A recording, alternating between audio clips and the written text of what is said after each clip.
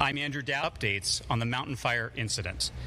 The mountain fire is currently at 20,630 acres and 14% containment. There are over 2,000 personnel currently engaged in fighting this fire. VCFD has joined in unified command with CAL FIRE Incident Management Team 5, and we are incredibly grateful for their teamwork and the support of our mutual aid partners. Damage assessment teams are in process of identifying and verifying the number of structures that have been impacted. Our thoughts are with all members of the local Ventura County community through this devastating incident. So a quick note on the format of our press conference. Each of the speakers will be introducing themselves and giving an update on their respective areas of the incident. I'd like to ask to hold questions until the end, and I'll bring the speakers up so we can address them with questions. Okay? I'd like to start with our first speaker, Operations Section Chief, Battalion Chief Nick Cleary.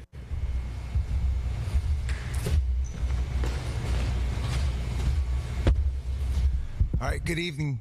Hopefully you can hear me again. Nick Cleary, Operations Section Chief with Ventura County Fire. So a little stuff that went on today. We're kind of on the heels. 2018, November 8th, we had the Woolsey fire. And so today was a transition period for us. During the Woolsey fire, we had a significant east wind event that also transferred back to an onshore flow and then back to an east wind event. We're kind of looking at those same conditions. So today on the fire, we had a very successful day. We had that transfer from offshore flow to onshore flow. I'm going to kind of turn so you'll be looking at my face, and if you can focus on the map. Down in Branch 1, Camarillo Heights, Camarillo Estates, there was no perimeter growth.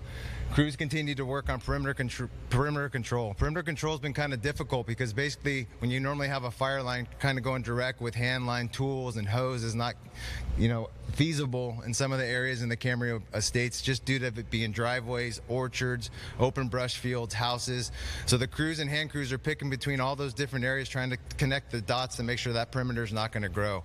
Also within the perimeter, we had engine companies actively mopping up all the damaged structures and any brush around the structures that weren't damaged. They spent a lot of time there, and it seems like the calls for service from yesterday to today dropped significantly, so the crews are doing good work. We also didn't have that offshore flow kind of making some of that ornamental brush be exposed, and so the crews were able to actively get a lot of the stuff put out. Going into Branch 5, so we'll say the Saticoy, Somas area, no growth on that main body of fire at all.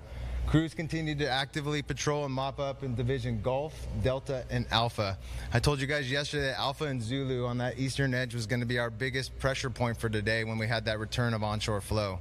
Last night, the crews were very successful. They were able to get handline and dozer line connected basically from Stockton Road on the south side of that east end all the way to South Mountain Road on the north side of the east end. They also reinforced it with fixed wing retardant yesterday. And then last night, we flew the mobile retardant base with our night flying helicopters, and they reinforced that line. So yesterday there was a lot of fire activity on there with that offshore flow. Today, there was no fire activity on that line. It looked really good and it held. So crews continued to monitor, patrol, and improve that line, and it was looking really good by the end of shift.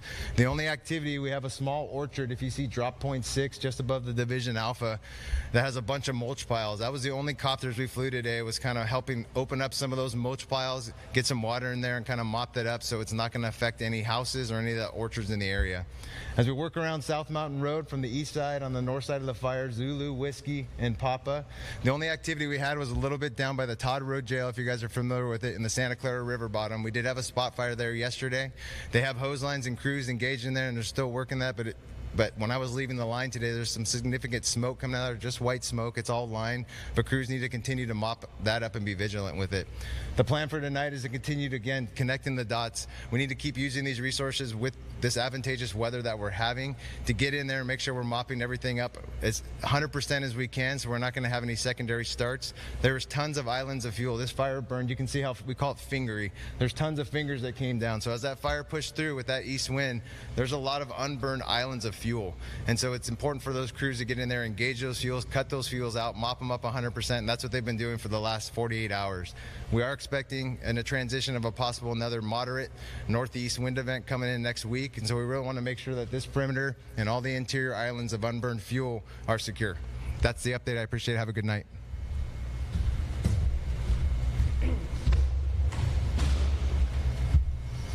Okay, good evening. My name is Ryan Walbrin. I'm the incident meteorologist. I work with the National Weather Service. So just a few basic points. At 11 o'clock this morning, that particularly dangerous red flag warning was allowed to expire. When it expired, we saw the return of the westerly or onshore winds. You heard Nick, the operations section chief, use that terminology of onshore and offshore. For the residents out there, if you think about an onshore wind, that means westerly or from the ocean, which generally means a more moist or higher humidity air mass. And when we use the term offshore, that's a dry wind blowing from the land to the sea. So as we move forward in time now, tomorrow for Saturday, what we'll see is really light winds in the morning, and then we'll get that westerly onshore wind. Usually that would bring with it higher humidity. This Santa Ana was so strong that it kind of blew that dry air well offshore. So even though we're going to go onshore or westerly tomorrow, we still expect humidity values to be very low, roughly in that 15 to 20% range. In terms of fire weather, we always watch wind, we always watch humidity because it impacts fuel moistures. So we do expect conditions to be dry again tomorrow, high temperatures really in the mid-70s or so, but we're just not too concerned about the winds because the speeds are going to continue to be light, perhaps sustained around 10 miles an hour with some afternoon gusts 15 to 20. Obviously, that's much lighter than what we saw during the red flag event. And then as we go through the end of the weekend into Sunday, I expect similar conditions. If anything, just a few degrees of cooling on Sunday and a slight uptick in the humidity. So that's a favorable element. So the key thing through the weekend is lighter winds. No concerns for any red flag events. We did talk about, as we head towards Monday, Veterans Day, we are watching an incoming weather system. Right now that would reach Northern California during the day and kind of approach this region Monday night. I think for the most part at this time, again, that's still 3 to 4 days out, what it's going to do is bring higher humidity, so that's favorable for the fire environment, and the more onshore winds. Now when we get behind that later into Tuesday, you heard the reference to some potential more moderate northerly or offshore winds. At this time, I would say it's very different setup than what we just went through, so no concerns for any type of a PDS red flag or anything like that. Kind of a more seasonable kind of northerly offshore wind event. I think this one would accompany cooler temperatures and higher humidity. So that's still several days out. We'll have to continue to watch it. We'll be looking, hoping to get some rain in the forecast, but right now that doesn't look too optimistic at this time. Thank you.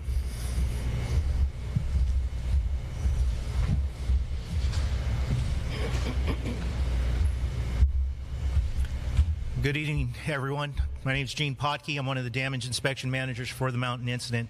Tonight I'm going to talk to you about the damage inspection process and what the teams are doing out there in the field.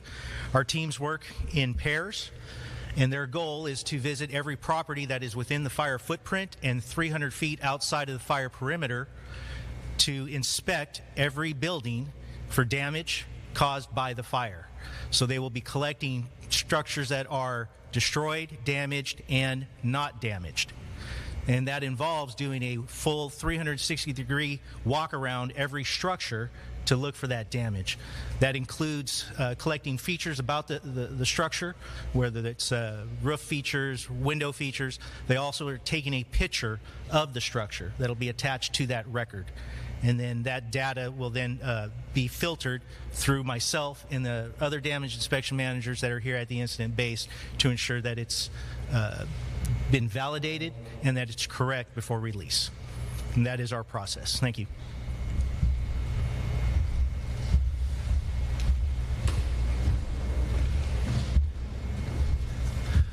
Good evening. I'm Ventura County Sheriff Jim Fryhoff. I just want to clarify for the community that was watching the initial presentation, when the fire chief was talking about Division Alpha, Zulu, Whiskey on the map, there's a Division A, that's Alpha, Z, Zebra, etc. Just in case you're trying to remember what he was referring to on the map, those are the areas he was talking about. So as we come together tonight, I want to start by expressing my deep concern and commitment to each of you, and as this community is healing from this fire, and that we're preparing to get repopulated. This is the third night of the mountain fire. It seems like a lot longer than that, but this is only the third night. I want our community to know that we are here for you all. We see the impact the fire has had on our community, our family, and friends. I would like to see everybody get repopulated as soon as possible. Please bear with us as this process takes time. It's incredibly important that we are safe before we get you back into the area, not only with down power lines, with our first responders that are out there, open gas lines, etc. So far, we've been able to repopulate 3,500 homes. However, there are still 2,000 homes that are not repopulated. Also, Highway 118 still remains closed. Part of the reason the road is closed, although you may not see fire, there is fire on the backside of those hills. The undersheriff and I got a chance to fly and see where that fire is actively burning near Grimes Canyon now, and we've been asked to continue to keep that road closed. If we try to shrink it, it takes a lot more resources to keep the individual fingers closed, because then we'd have to close Grimes, Sand Canyon, Balcom, etc., all the way down the 118, which takes way more personnel than blocking off the ends. So bear with us. We're hoping to have the 118 freeway open by tomorrow. When you look at the 2,000 structures that have not been repopulated, there are some areas where there is intense damage. They are going to be closed down a little bit longer. So on vcemergency.com, we're going to have a map that'll have an overlay. Not right now, it'll be about tomorrow. That'll show the significant delay for those where we had a lot of damage. Environmental health is going to need to go into those areas to make sure that it's safe to repopulate the neighbors that are next to it. So we want to be extra cautious, and there'll be some additional instructions. You'll be able to click on a link on vcemergency.com that will tell you exactly what steps they're going to be taking. For those that are severely affected, we know we're going to be closed a little bit longer. It could be a few extra days. We're hoping to be able to repopulate about half of those 2,000 tomorrow or Sunday. As part of our standard precautions, we're going to be deploying cadaver dogs in those areas where the houses are burnt all the way down. We don't have any outstanding missing persons, but this is a standard procedure just to see if there's any remains that were otherwise would not be detectable. In addition, we're going to be diligently working with our community partners and locals to create a local assistance center. This is still further down the road, about 30 days out from now, where our county will operate a local assistance center for people to get documents that they may have lost, their driver's license, their birth certificate, finding out what building needs they're going to have. They'll have planners from the county that will show them exactly what they're going to need to be able to start the rebuilding process. And lastly, I know this is hard. I know you're all tired. We're going to make this through this together. Please bear with us. Thank you for continued cooperation. We appreciate you.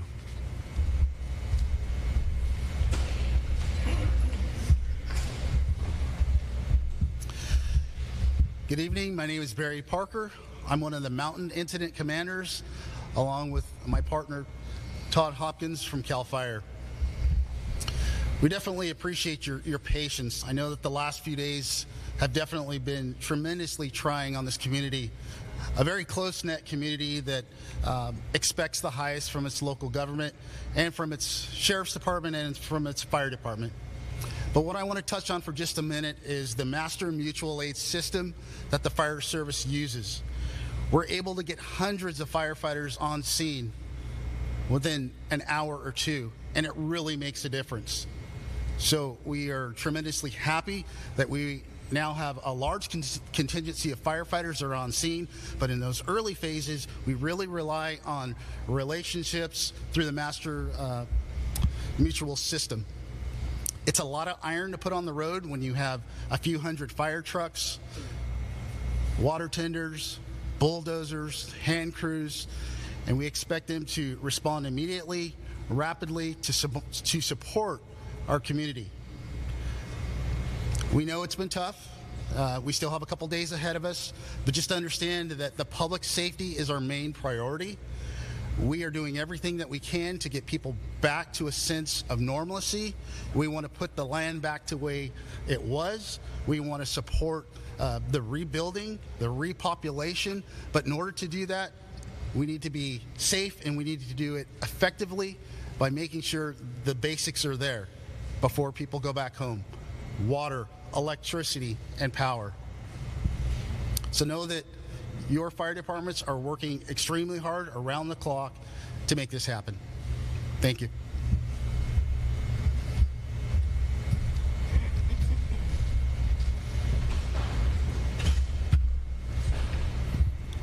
Good evening, everybody. Dustin Gardner, County Fire Chief. I'm going to start out today and keep my message simple, and that's one of gratitude. It's one of gratitude for everybody here that's supporting this incident.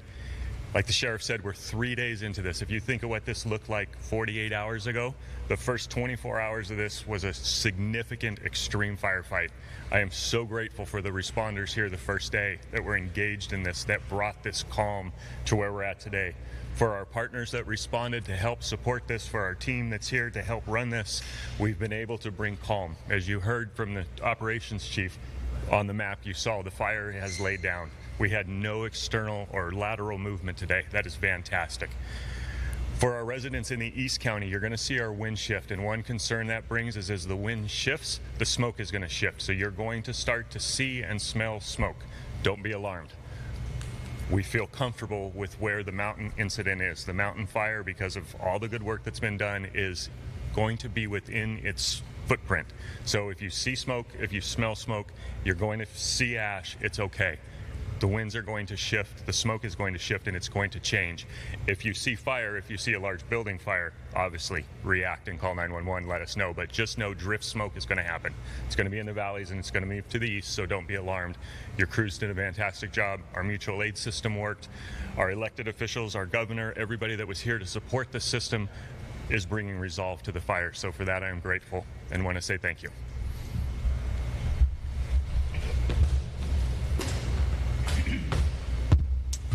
Thank you, Chief.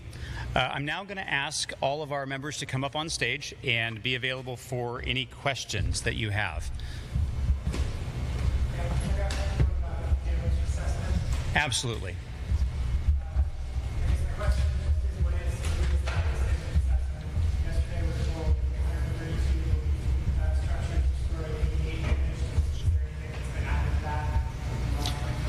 No, our inspection teams have just gotten on the ground this late afternoon. So what data they have collected, it is being verified and scrubbed tonight. So I don't have any numbers to report previous to that because we just got here today. Okay, but as far as we know, those are accurate. I have not validated those numbers. Those are numbers that were generated by the sheriff's office and not the team that I'm managing right now. But it is our goal to get to that point to cover, as I said earlier, every property that is within the fire footprint and that 300 foot outside is to do a walk around every structure to determine its status. Do we have any other questions?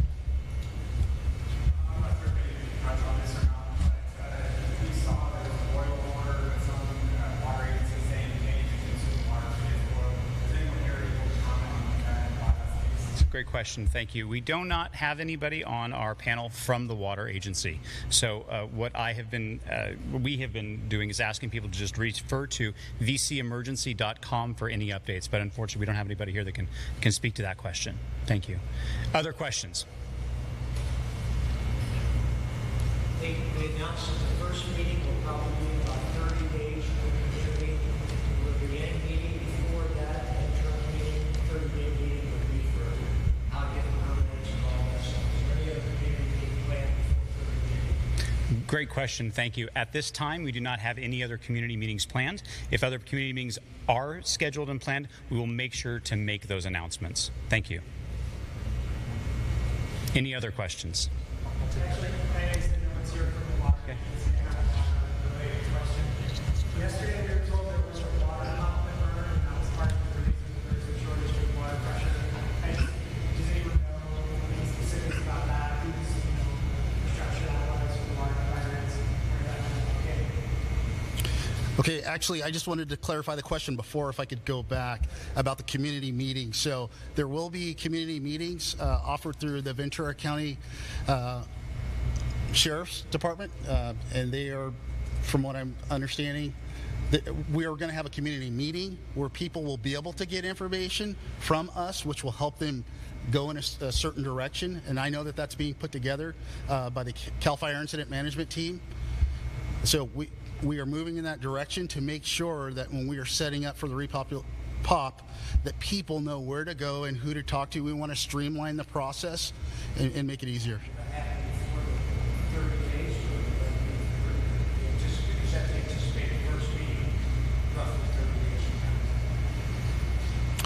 I don't have an exact answer. I'm going to bring up the sheriff to answer your question. As of right now, when we start that local area committee meeting, it'll be at least 30 days from now, probably right around 30 days from now. If there's an opportunity to do it sooner than that, that'll be posted on VC Emergency. But right now we're looking at about 30 days. But we will make sure that that's put on VC Emergency as well. And if there's any other community meetings that we're going to schedule, we'll make sure that we put down all of that on VC Emergency. Right, but there's nothing else scheduled at this time. Thank you, Assemblymember.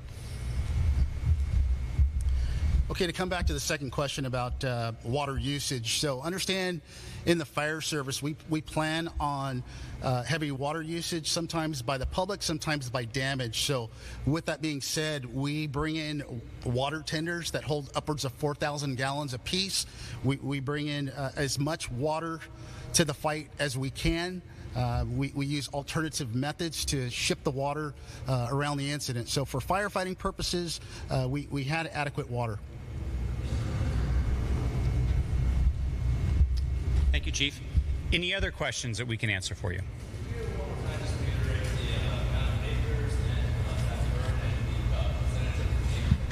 Absolutely. So we are at 20,630 acres and 14% containment on the fire. Thank you. Any other questions? I do have one more. I've seen some conflicting stuff on injuries. What is the latest with civilian and firefighter? As it stands right now, I don't have that information on me. I will connect with you after, and we'll make sure to connect with you on that. Yesterday they said 10 Cal Fires, we said 6. I'll follow up with you after and make sure we get that information for you. Thank you. One last question from anyone? Okay, thank you very much. We appreciate all of you being here. Our next press conference will be scheduled for tomorrow at 6 p.m. at the same location. I'd like to encourage all residents of Ventura County and beyond to make sure to follow us at vcemergency.com for the latest information, updates on the fire and on evacuation orders. And also to go to vcfd.org, where you can find all kinds of information as well as connections to our social media accounts. Thank you.